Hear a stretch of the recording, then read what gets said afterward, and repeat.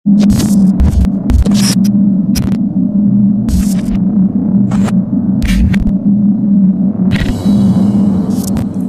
guys, happy Sunday. Welcome to Master Plan Youth Online Service. Apa kabarnya nih? Semoga baik-baik aja ya. Dan gak kerasa kita udah mau masuki bulan baru. Dan yang pastinya di bulan baru ada tema baru juga. Tema besar kita pada bulan ini adalah The World of Spirit. Kita akan belajar lebih lagi tentang karya Roh Kudus di dalam kehidupan kita. Nah guys, untuk ibadah hari ini kita akan dilayani oleh youth pastor kita, yaitu Karendi Chandadinata dengan tema Regeneration. Jangan lupa siapin catatan dan Alkitabnya ya guys. Siapin roti dan anggur berjamuan karena hari ini kita akan mengadakan perjamuan kudus yang akan dilayani oleh Bapak Gembala kita, Pendeta Amos Hosea. Memulai ibadah, ada beberapa pengumuman yang ingin aku sampaikan. Yang pertama, EHF kita masih online via Zoom ya. Link akan di-share di grup Master Plan. Yang kedua, persembahan atau persepuluhan bisa ditransfer ke rekening yang tertera di layar kaca ataupun melalui barcode yang terdapat di layar kaca.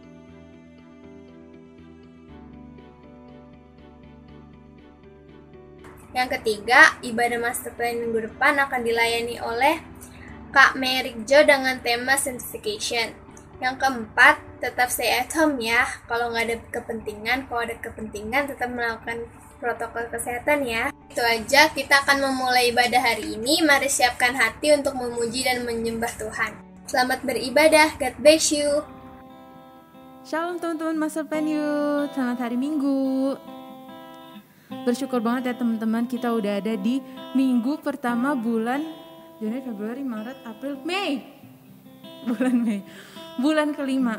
Bersyukur banget ya teman-teman kalau kita masih boleh ada sampai detik ini, semua hanya karena kemurahan Tuhan. Dan sore hari ini kita mau beribadah lagi bareng-bareng teman-teman. Firman Tuhan hari ini akan dilayani oleh youth pastor kita, Karendi Chandadinata. Tapi sebelumnya kita mau menyembah Tuhan bareng-bareng dulu ya teman-teman. Kita mau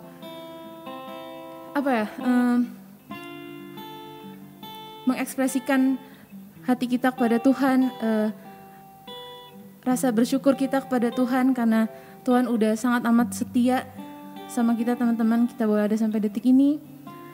Jadi tanpa berlama-lama lagi, ayo kita siapkan hati, kita siapkan seluruhnya yang ada dalam hidup kita untuk menyembah Tuhan.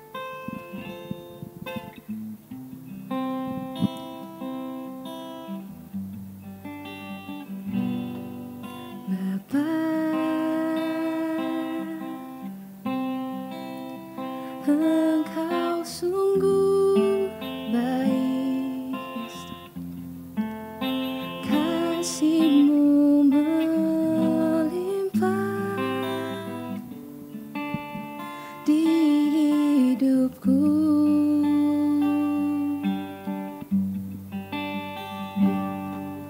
Bapa, aku berterima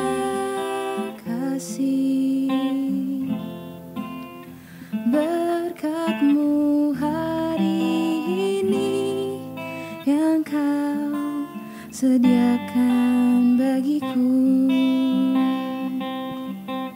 Ku naikkan syukurku Tuhan buat hari yang Kau beri.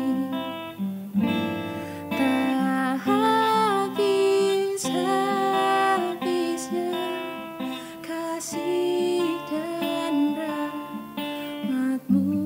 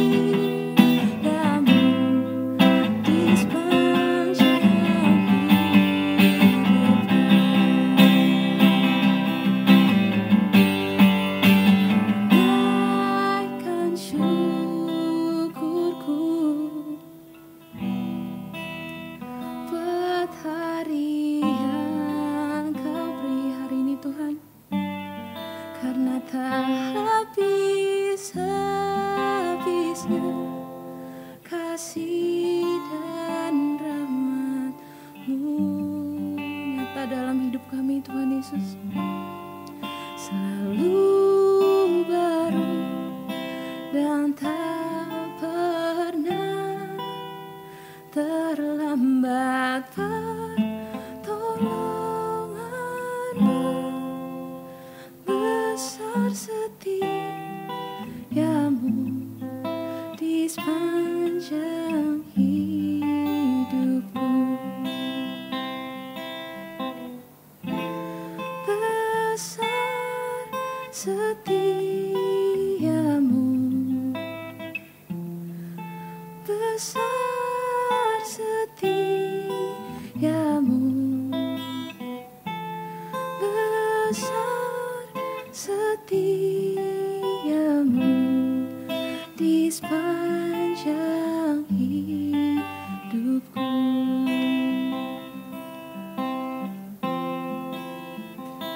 Kami bersyukur miliki Allah seperti-Mu. Terima kasih Tuhan untuk kesetiaan-Mu sampai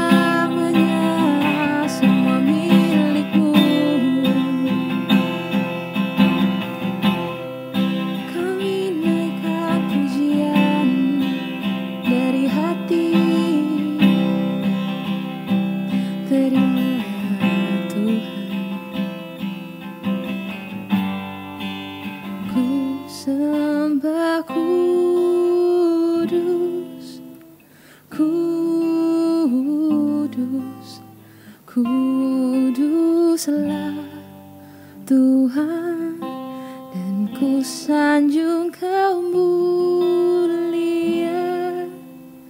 mulia.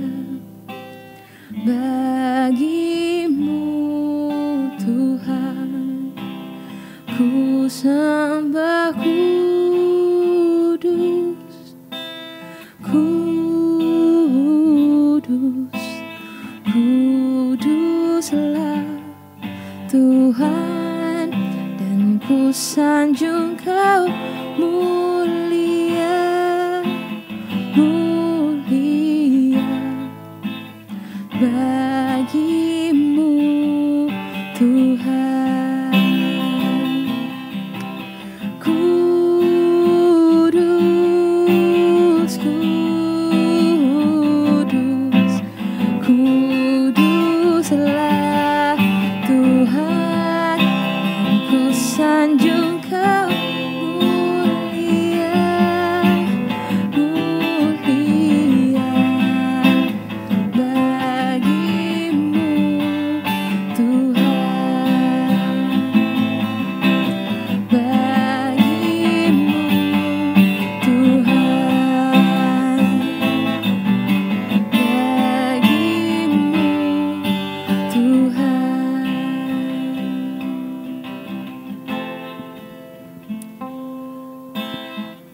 Terima kasih ya Bapa, Tuhan Yesus ya Roh Kudus, atas penyertaan-Mu sampai hari ini ya Tuhan. Sebentar kami akan perjamuan kudus Tuhan Yesus dan akan mendengarkan kebenaran firman-Mu Tuhan. Kami percaya Roh Kudus gak pernah berhenti bekerja dalam setiap hidup kami Tuhan Yesus. Biar perjamuan kudus yang akan kami lakukan Tuhan sehabis ini Tuhan membawa perubahan dalam hidup kami Tuhan. Kami percaya itu Roh Kudus yang bekerja di dalamnya Tuhan. Dan setiap firman yang kami dengar, gak cuma kami dengar doang Tuhan, tapi boleh benar-benar ada dalam hati kami, berakar dan kami lakukan dan kami hidupi Tuhan. Berkati Om Amos ya Tuhan Yesus yang akan memimpin kita dalam perjamuan, dan berkati juga Kak Randy Tuhan yang akan memberitakan firman-Mu pada siang hari ini ya Tuhan. Kami serahkan semua ke dalam tangan-Mu Bapa, hanya di dalam nama Tuhan Yesus Kristus kami telah berdoa, berharap dan percayanya kepada-Mu Tuhan. Amin.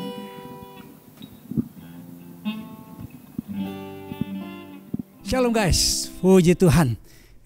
Pada ketawa nih semua saya ngomong gini ya. MP Youth ya, boleh sedikit saya ngomong nggak tentang fenomena yang sekarang terjadi di dunia YouTube ya. Jadi sebelum saya melayani saudara orang muda dalam perjamuan kudus, begini saudara, ada banyak kadang-kadang yang baik dari YouTube, tapi kadang-kadang ada yang kurang baik, ya bahkan menyesatkan, ya. Jadi tolong begini, ini pesan saya saudara, kalau saudara menemukan sesuatu, ya mungkin ada pengkhotbah, ada nyanyian dari YouTube yang mengaku ini dari gereja tertentu, saudara jangan langsung telan, apalagi kalau aneh-aneh, ya. Sebab ada lagu tuh yang mengatakan Alkitab itu jadi penghalang iman. Bener, ada lagunya, itu lagi viral ya. Jadi tolong orang-orang muda, sebelum kita menerima perjamuan kudus, tetap ya mempelajari firman Tuhan dengan baik, tetap dalam komunitas ya. Dan saudara memiliki yang namanya mentor-mentor ya. Tanya sama Brother Randy, Brother Nicul, Brother Gio ya, sama Kisya ya. Nah, saudara sebagai orang muda jangan langsung cepat menyerap apapun juga dari YouTube. Ya, apalagi kalau saudara merasa kok rasanya ini aneh, ya tetap saudara mempelajari firman Tuhan dengan kebenaran yang dari Tuhan yang membuat saudara menjadi orang-orang percaya, orang-orang muda yang berakar, bertumbuh dan berbuah dalam Kristus Yesus. Puji Tuhan. Nah, saudara, kita akan persiapkan hati kita untuk menerima perjamuan kudus. Mari kita berdoa, kita persiapkan hati kita. Mari kita berdiri bersama, kita berdoa. Bapa Surgawi, kami berdoa supaya setiap kami orang-orang muda menjadi orang-orang muda yang selalu bertekun dalam pengajaran firman Tuhan yang benar, selalu bertumbuh, berakar, berbuah dalam Kristus Yesus. Pada waktu kami menerima perjamuan kudus Tuhan, Engkau berkati roti dan anggur perjamuan kudus yang telah kami persiapkan. Biar pada waktu kami menerima roti dan anggur perjamuan kudus, kami diingatkan bahwa kami adalah orang-orang muda yang diberkati Tuhan karena anugerah dan keselamatan dalam Kristus Yesus. Kami akan menerima perjamuan kudus dalam nama Tuhan Yesus Kristus. Haleluya. Amin. Mari orang-orang muda, kita angkat roti di tangan kanan kita dan dengarkanlah firman Tuhan. So, apa yang telah kuteruskan kepadamu telah kuterima dari Tuhan. Itu bahwa Tuhan Yesus pada malam waktu ia diserahkan, dia mengambil roti dan setelah itu mengucap syukur atasnya. Ia mecah-mecahkannya dan berkata, inilah tubuhku yang diserahkan bagi kamu. Perbuatlah ini menjadi peringatan akan aku. Orang-orang muda dikasih Tuhan, percayakah bahwa tubuh Kristus yang terpecah-pecah ini membuat kita menerima pengampunan dosa dan memiliki hidup yang kekal? Yang percaya katakan amin. Mari kita mengucap syukur saat untuk tubuh Kristus. Terima kasih Tuhan. Terima kasih Bapa. Haleluya. Mari kita makan bersama-sama dalam nama Tuhan Yesus Kristus.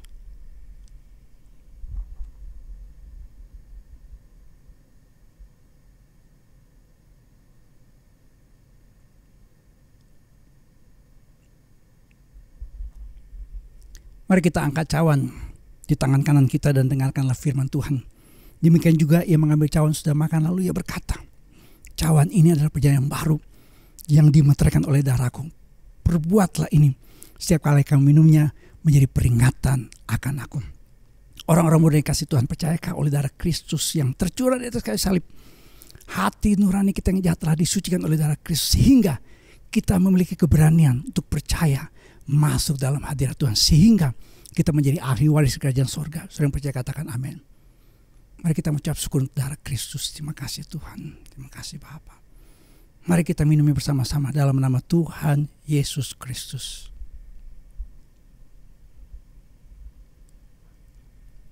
Puji Tuhan. Puji Tuhan. Mari orang-orang muda kita bersyukur untuk tubuh dan darah Kristus.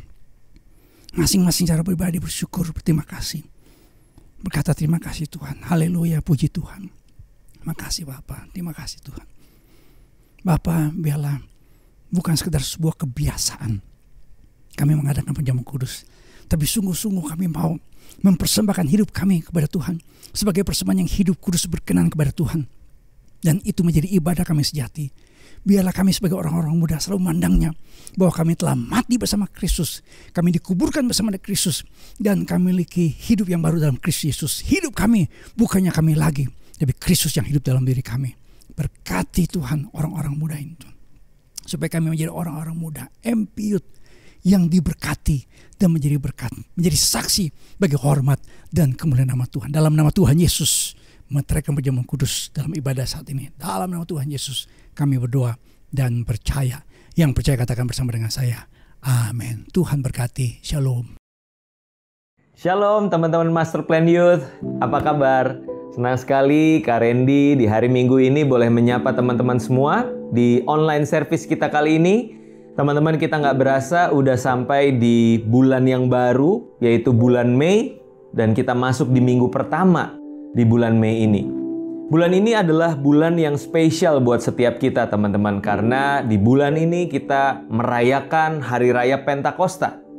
Pentakosta adalah peringatan di mana kita mengingat bahwa Roh Kudus itu dicurahkan secara berlimpah buat setiap orang percaya, supaya mereka boleh melaksanakan amanat agung, supaya mereka boleh memberitakan Injil kepada semua orang teman-teman. Dan itulah yang kita rayakan di bulan ini.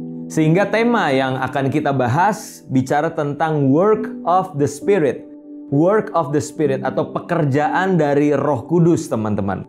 Nah, khusus di minggu pertama ini kita akan membahas salah satu dari pekerjaan Roh Kudus, yaitu regeneration. Ya teman-teman, hari ini kita akan membahas tentang regeneration. Apa sih yang dimaksud dengan regeneration teman-teman? Mungkin bahasa regeneration di telinga kita kurang familiar, kurang terkenal gitu ya. Tapi sebenarnya istilah ini pastinya lebih dikenal dengan kelahiran baru teman-teman. Ya, jadi regeneration itu sama dengan kelahiran baru. Dan karya Roh Kudus yang pertama akan kita bahas tentunya bicara tentang kelahiran baru teman-teman. Bagaimana oleh Roh kita, manusia-manusia yang berdosa, manusia-manusia yang jauh dari Tuhan, itu diperdamaikan dengan Tuhan dan juga memiliki kelahiran baru, kehidupan yang baru di dalam Tuhan. Nah, mengalami kelahiran baru itu adalah sesuatu yang sangat penting teman-teman bagi setiap kita orang Kristen. Karena Alkitab mengatakan tanpa kelahiran baru maka seseorang itu tidak dapat melihat kerajaan Allah. Mereka tidak dapat masuk dalam kerajaan Allah. Oh, bayangkan teman-teman, kalau kita menjadi orang Kristen tapi nggak bisa lihat, apalagi masuk ke dalam kerajaan Allah. Nah, tentunya itu sesuatu yang sangat menakutkan teman-teman. Makanya kelahiran baru bagi setiap kita itu adalah sesuatu yang sangat fundamental, sesuatu yang sangat mendasar bagi setiap orang percaya. Nah, kita akan baca dari Injil Yohanes, teman-teman. Ada satu waktu di mana Yesus bercakap-cakap dengan seorang pemuka agama bernama Nikodemus. Dan di dalam percakapan tersebut, Yesus 3 kali mengatakan betapa pentingnya seseorang itu mengalami kelahiran baru. Ya, kita baca di Yohanes pasal 3 ayat 3, 5 dan 7. Ya, jaraknya sangat berdekatan, teman-teman. Menandakan bahwa ini sesuatu yang sangat penting. Di ayat 3 Yesus berkata, Yesus menjawab katanya, "Aku berkata kepadamu, sesungguhnya jika seorang tidak dilahirkan kembali, ia tidak dapat melihat kerajaan Allah." Wow, teman-teman. Kalau orang tidak mengalami kelahiran baru, kelahiran kembali, ia tidak dapat melihat kerajaan Allah. Ayat 5. Jawab Yesus, "Aku berkata kepadamu, sesungguhnya jika seorang tidak dilahirkan dari air dan roh," ya, air itu bicara tentang kelahiran secara jasmani, tapi bicara tentang roh itu adalah kelahiran baru. "Barang siapa tidak dilahirkan dari air dan roh, ia tidak dapat masuk dalam kerajaan Allah." Wow, ini juga penting teman-teman. Lihat aja nggak bisa, apalagi masuk ke dalamnya.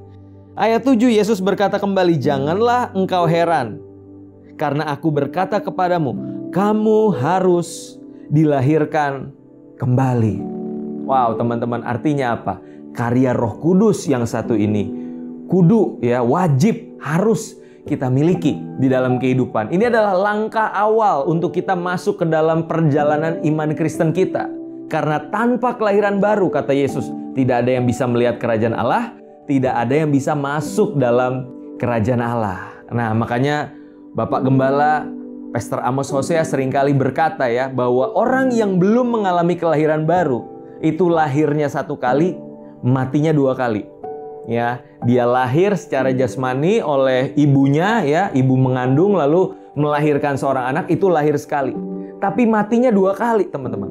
Yang pertama mati secara jasmani waktu Tuhan panggil dia, ya, usianya berakhir, dia mengalami tutup usia, itu mati yang sekali. Yang kedua adalah ketika dia mati secara kekal, ya, kebinasaan kekal, teman-teman. Kalau seorang tidak mengalami kelahiran baru, lahir sekali, mati 2 kali. Tapi buat orang yang mengalami kelahiran baru, mereka lahir 2 kali, mati 1 kali. Ya, lahir 2 kali bicara tentang lahir secara jasmani, dan yang kedua adalah kelahiran secara roh. Sehingga kematian itu cukup hanya 1 kali, yaitu mati secara jasmani waktu dia tutup usia mengakhiri hidupnya di bumi. Tapi setelah itu tidak ada kematian kekal, yang ada adalah kehidupan kekal bersama dengan Yesus. Tapi tadi kuncinya, mengalami kelahiran baru, teman-teman.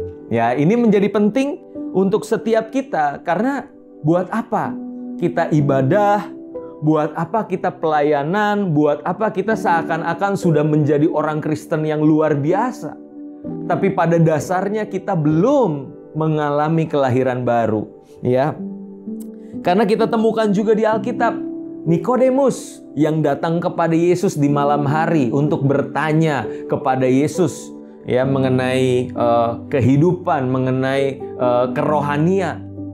Tapi yang menarik di situ kan dikatakan ayat 1 adalah seorang Farisi yang bernama Nikodemus, seorang pemimpin agama Yahudi, teman-teman. Seorang pemimpin agama, seorang Farisi, ya, seorang yang boleh dikatakan aktif beribadah, aktif melayani. Tapi kita temukan di Alkitab ternyata Nikodemus belum mengalami kelahiran baru. Nah, ini menjadi pertanyaan penting buat setiap kita, teman-teman. Sudahkah saya dan teman-teman mengalami kelahiran baru? Ya, karena kelahiran baru tidak selalu bisa dijamin terbukti oleh banyaknya pelayanan kita.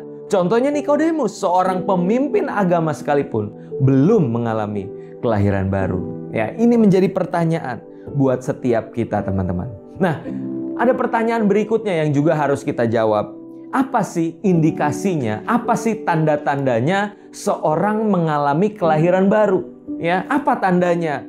Kak Randy, kalau Kak Randy bilang itu menjadi penting, fundamental, lalu tandanya seperti apa? Supaya aku bisa menilai apakah aku sudah mengalami kelahiran baru atau belum. Yohanes 3 ayat 8, di situ dikatakan seperti ini, teman-teman. Angin bertiup kemana ia mau, dan engkau mendengar bunyinya. Tetapi engkau tidak tahu dari mana ia datang atau kemana ia pergi. Demikianlah halnya dengan tiap orang yang lahir dari Roh. Nah, Yesus menggambarkan orang yang mengalami kelahiran baru itu seperti angin. Ya, angin yang datang kepada kita tidak bisa lihat secara mata jasmani, tapi dampak dari angin tersebut bisa kita rasakan. Ya, makanya kalau kita panas, kita setel AC, ya. Angin yang keluar dari air conditioner itu nggak bisa kita lihat, tapi dampaknya bisa kita rasakan. Udara menjadi sejuk, menjadi dingin, dan kita bisa menikmati angin tersebut. Nah, begitupun dengan orang yang mengalami kelahiran baru, teman-teman. Tidak ada tanda-tanda secara jasmani, ya. Ada orang yang mengidentikan dibaptis secara selam, ya, itu juga sama dengan kelahiran baru. Tapi Kak Randy mau katakan belum tentu, teman-teman. Ya, belum tentu. Karena contoh nyatanya itu nggak usah jauh-jauh. Kak Randy sendiri, ya. Kak Randy waktu SMA itu memutuskan untuk dibaptis, teman-teman. Ya, memutuskan untuk lahir baru bahasanya. Tapi pertanyaannya, apakah Kak Randy itu benar-benar sudah mengalami kelahiran baru? Ternyata belum, teman-teman. Kenapa? Karena keinginan Kak Randy dibaptis itu bukan karena dorongan dari dalam hati yang sudah diubahkan oleh Tuhan. Melainkan karena kalau V, cicinya Kak Randy, dan juga Adit, ya, adiknya Kak Randy, mereka minta dibaptis. Nah, Kak Randy yang nggak kepikiran soal dibaptis, akhirnya apa? Ikutan daripada ketinggalan, gue juga ikut dibaptis. Jadi baptisannya bukan karena kelahiran baru, tapi karena ikut-ikutan, teman-teman. Dan surat baptisan itu bukan jaminan bahwa seseorang inilah indikasi aku mengalami kelahiran baru, no. Tapi seperti yang Yesus katakan tadi, angin kita tidak bisa lihat, namun kita bisa rasakan. Begitupun dengan orang yang lahir dari Roh. Mungkin tanda-tanda lahiriah tidak kelihatan. Mungkin nggak serta-merta bajunya jadi rohani, ya, kaos mesenja, kalungnya salib, dikit-dikit ngomongnya shalom, haleluya. Bukan itu, teman-teman. Tapi bagaimana perilaku, karakter, cara berpikirnya itu diubahkan oleh Tuhan. Dan itu bisa dirasain oleh diri sendiri dan orang lain di sekitar kita, teman-teman. Tanda-tandanya nggak terlalu kelihatan secara jasmani, secara lahiriah. Tapi orang bisa merasakan dampaknya. Kok Randy berubah ya sekarang? Gitu, ya. Kok teman-teman di master plan kok berubah ya? Ya, mereka kok ada sesuatu yang berbeda dari kehidupan mereka. Dan dampaknya itu bisa dirasakan oleh banyak orang dan juga diri sendiri, teman-teman. Ini cerita Kak Randy secara pribadi. Dulu buat Kak Randy, sebelum mengalami kelahiran baru, bikin dosa itu enak, teman-teman. Ya, bikin dosa asal nggak ketahuan itu enak. Ya, yang penting Kak Randy bikin, nggak ada yang tahu. Hati Kak Randy senang, bahagia karena bikin dosa. Tapi waktu Kak Randy mengalami kelahiran baru, dosa yang dulu itu enak, dosa yang dulu itu menyenangkan buat daging. Tapi kok lama-kelamaan dampaknya ketika kita mengalami kelahiran baru, kok bikin dosa nggak seenak dulu ya? Ya mungkin secara daging enak sementara, tapi sehabis itu penyesalannya begitu panjang, teman-teman. Ada satu duka yang berat di hati Kak Randy, merasa kayak Kak Randy menyakiti hati Tuhan. Dan Kak Randy kayaknya berat banget, kayaknya nggak mau lagi bikin dosa itu. Ya, ada perubahan yang terjadi di dalam diri Kak Randy yang Kak Randy nggak sadar sebelumnya. Tiba-tiba kok bikin dosa rasanya nggak seenak dulu. Ya, ada beban, ada duka cita yang mendalam sehabis bikin dosa itu yang membuat Kak Randy berpikir berpuluh-puluh kali sebelum bikin dosa lagi. Ya. Dan juga hubungan kita dengan Tuhan itu berubah, teman-teman. Dulu buat Kak Randy, Alkitab itu obat tidur yang manjur. Kalau udah insom, nggak bisa tidur, ya kan, akhirnya bingung mau ngapain lagi. Ya udahlah, ambil Alkitab, ya. Buka 1-2 ayat, habis itu terlelap teman-teman, ya. Masuk dalam hadirat Tuhan alias ketiduran. Dulu buat Kak Randy, Alkitab itu obat tidur. Tapi waktu Kak Randy mengalami kelahiran baru, wow, justru karena dari Alkitab ini Kak Randy nggak bisa tidur, teman-teman. Karena Kak Randy rindu untuk baca lebih lagi, kenal siapa Yesus lebih lagi dalam kehidupan Kak Randy. Dan itu dampak yang bisa dirasain oleh diri sendiri dan juga oleh orang di sekitar kita. Nah, pertanyaannya sekarang teman-teman, adakah indikasi ini? Adakah tanda-tanda ini di dalam kehidupan teman-teman? Apakah hubungan teman-teman dengan dosa itu berubah? Apakah hubungan teman-teman dengan Tuhan itu berubah? Ya, itu menjadi indikasi. Ya, silakan direnungkan teman-teman dalam kehidupan masing-masing. Nah, berikutnya pertanyaan yang mesti kita jawab dan ini penting. Lalu bagaimana Kak caranya aku mengalami kelahiran baru? Ya, tadi indikasinya udah. Terus mengapa penting seseorang mengalami kelahiran baru? Dan sekarang bicara tentang bagaimana Kak caranya seseorang mengalami kelahiran baru. Nah, ada 2 poin yang Kak Randy mau bagiin teman-teman pada kesempatan kali ini. Yang pertama, seseorang mengalami kelahiran baru dengan cara ini. Yang pertama adalah menyadari terlebih dahulu bahwa kita adalah orang berdosa. Ya, itu poin pertama, teman-teman. Sadari dirimu adalah orang yang berdosa. Orang yang berdosa bicara tentang hati yang penuh dengan kejahatan, pikiran yang penuh dengan pelanggaran, tindakan yang menyatakan bahwa hati dan pikiran kita itu jahat, teman-teman. Dan itu yang Kak Randy alami dan Kak Randy rasakan. Bahwa apa yang Alkitab katakan di Roma pasal 3 ayat 23 bahwa semua orang telah berbuat dosa dan telah kehilangan kemuliaan Allah. Segala sesuatu yang mereka lakukan itu kecenderungannya adalah jahat. Teman-teman sadar atau enggak sih di dalam hidup kita sehari-hari? Kalau kita nggak dikasih peraturan, kalau kita nggak dikasih konsekuensi hukuman atas pelanggaran, kira-kira yang kita lakukan itu perbuatan baik atau perbuatan jahat? Kak Randy harus akui dengan jujur, default atau kecenderungannya Kak Randy adalah justru bikin yang jahat, bukan malah yang baik. Dan dari situ Kak Randy sadar bahwa yes, firman Tuhan ini ya dan amin, bahwa semua manusia telah jatuh ke dalam dosa dan telah kehilangan kemuliaan Allah. Ya, semata-mata yang mereka pikirkan, yang mereka rasakan di dalam hati adalah kejahatan. Makanya John Calvin, seorang bapak gereja, pernah berkata bahwa the human heart is a factory of idols. Ya, the human heart is a factory of idols. Ya, Kak Randy pakai nih bajunya dari Message ya teman-teman ya. Ini gambarnya hati dan di situ kayak ada pabrik dan di situ ada asap-asapnya teman-teman. Hati manusia itu adalah pabrik dari berhala-berhala teman-teman. Sadar maupun tidak, ketika kita menjumpai sesuatu di dunia ini selain Tuhan, kita punya kecenderungan untuk menyembah hal tersebut. Ya mungkin menyembahnya nggak dalam bentuk, oh kita kasih sesajen terus kita sujud syukur di hadapan dia. No, bukan seperti itu teman-teman. Tapi bagaimana waktu kita, pikiran kita, tenaga kita, uang kita itu ditujukan kepada sesuatu yang bukan Tuhan. Dan dari hati kita sadar, kita merasakan bahwa hal ini lebih berharga daripada apapun juga, bahkan lebih daripada Tuhan. Nah, makanya Alkitab katakan, jagalah hatimu dengan segala kewaspadaan. Ya teman-teman, karena hati kita ini sangat rentan teman-teman.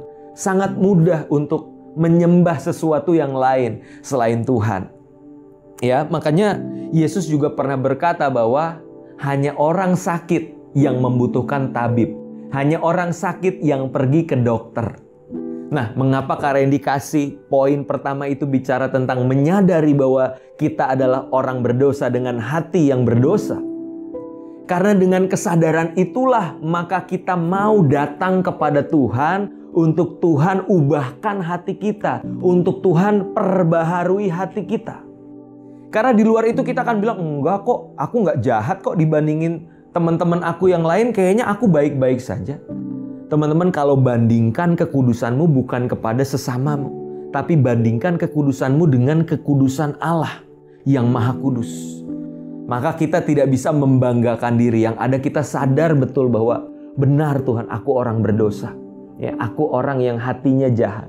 Maka dari itu, karena aku tahu aku sakit, aku butuh dokter. Karena aku tahu aku berdosa, maka aku butuh Tuhan dan Juru Selamat untuk mengubahkan hatiku ini. Ya, jadi poin yang pertama, teman-teman sadari bahwa hati kita ini jahat dan kita membutuhkan hati yang baru. Nah, teman-teman, kelahiran baru, regeneration itu sangat erat kaitannya dengan hati yang baru, teman-teman. Nggak bisa dipisahkan. Ya, makanya kalau kita udah sadar di poin pertama nih bahwa hati kita berdosa, maka poin yang kedua adalah dengan meminta kepada Tuhan hati dan roh yang baru. Ya, kalau udah tahu hati yang lama ini jahat, hati yang lama ini tidak taat, maka kita bisa bawa itu kepada Tuhan. Kita serahkan hati kita yang lama, terus minta sama Tuhan, Tuhan, aku butuh hati yang baru. Nah, Yehezkiel pasal 36 ayat 26 sampai 27, teman-teman.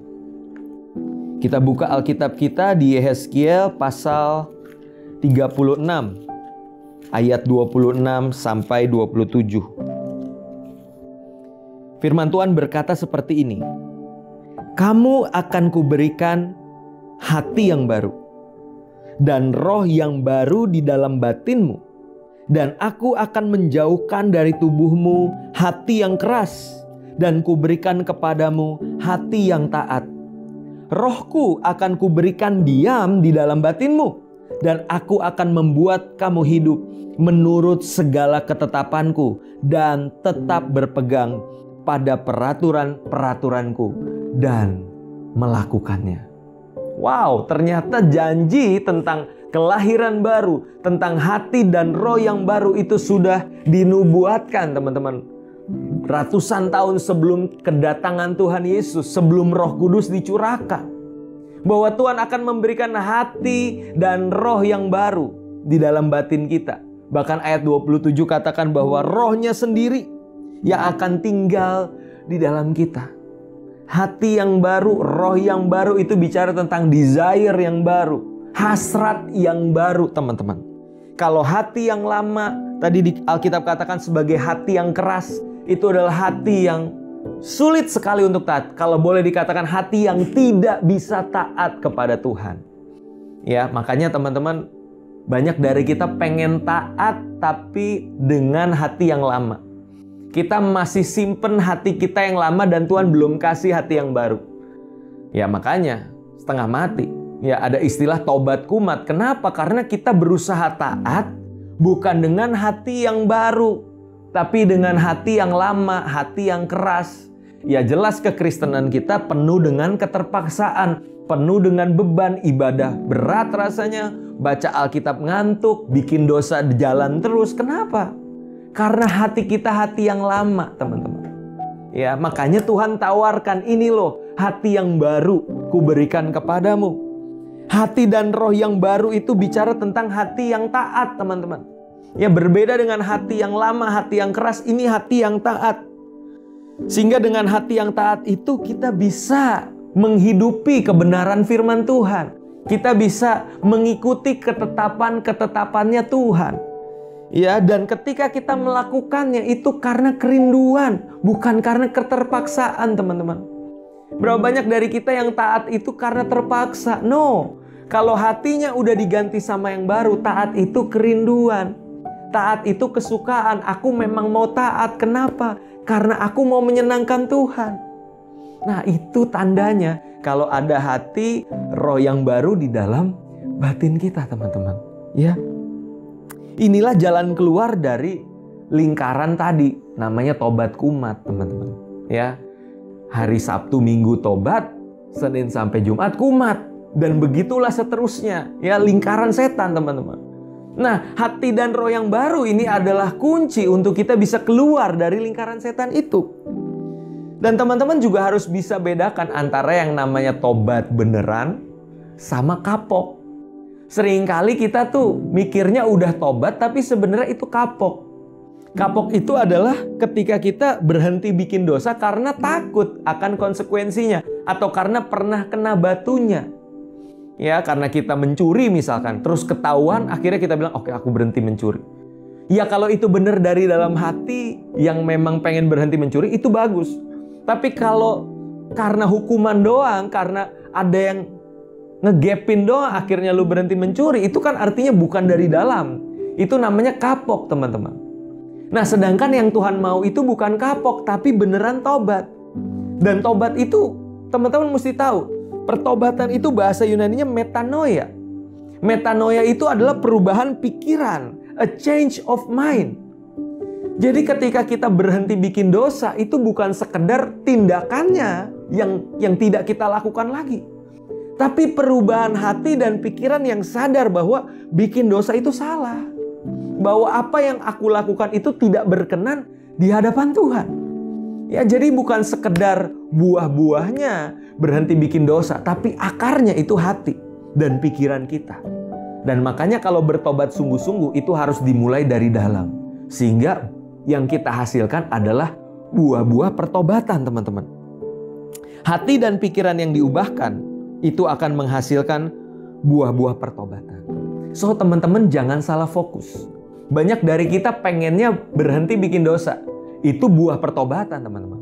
Nggak mencuri lagi, nggak nonton film porno lagi, ya kan? Nggak menyakiti hati orang lagi, nggak jahat sama teman lagi. Itu buah pertobatan.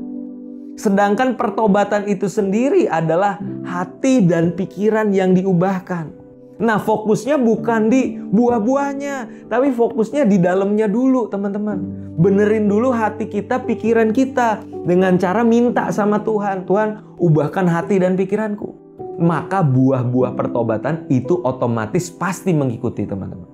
Ya, jangan salah fokus. Fokus sama perubahan dari dalam yang dikerjakan oleh Roh Kudus, teman-teman. Ya.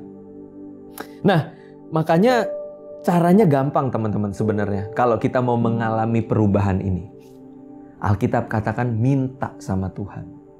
Kalau teman-teman sadar betapa berdosanya kita, betapa penuh dengan kejahatannya kehidupan kita, dan teman-teman udah muak hidup di dalam dua dunia, tobat kumat tadi, datanglah sama Tuhan, minta sama Tuhan hati yang baru.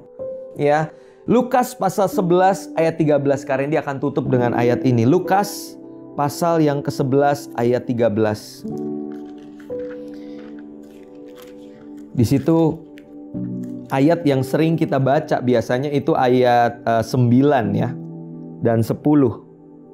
Mintalah maka akan diberikan kepadamu, carilah maka kamu akan mendapat, ketuklah maka pintu akan dibukakan bagi kamu, ya kan? Kalau kita baca ayat ini kan kita mikirnya, oh Tuhan akan kasih aku berkat, kasih aku jodoh mungkin, kasih aku handphone baru mungkin, kasih aku motor baru dan seterusnya.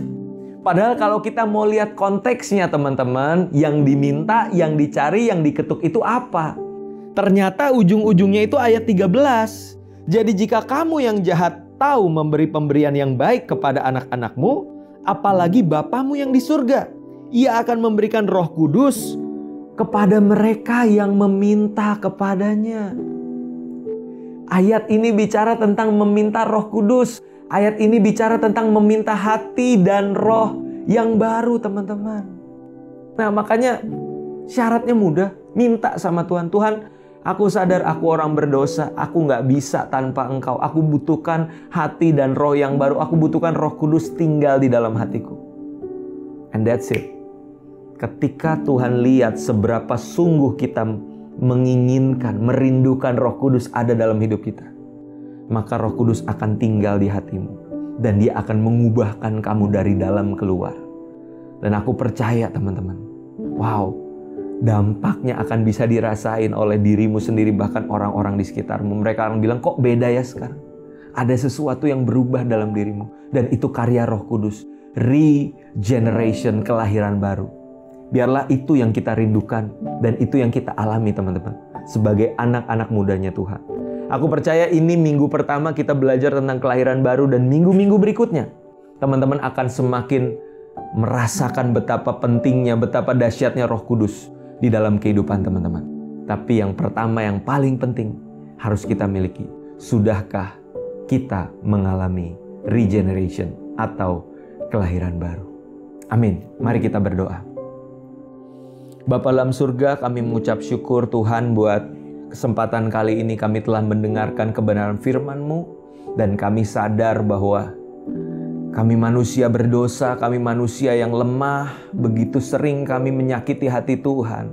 Begitu sering Tuhan hati kami bahkan berbuat kembali dosa dan pikiran yang jahat juga Tuhan keluar dari dalam diri kami.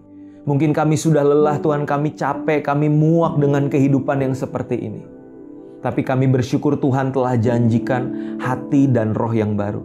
Oleh karena itu Tuhan, aku percaya walaupun ini secara online, secara virtual, tapi aku percaya buat setiap teman-teman di rumah yang hari ini begitu rindu, aku mau diubahkan oleh Tuhan.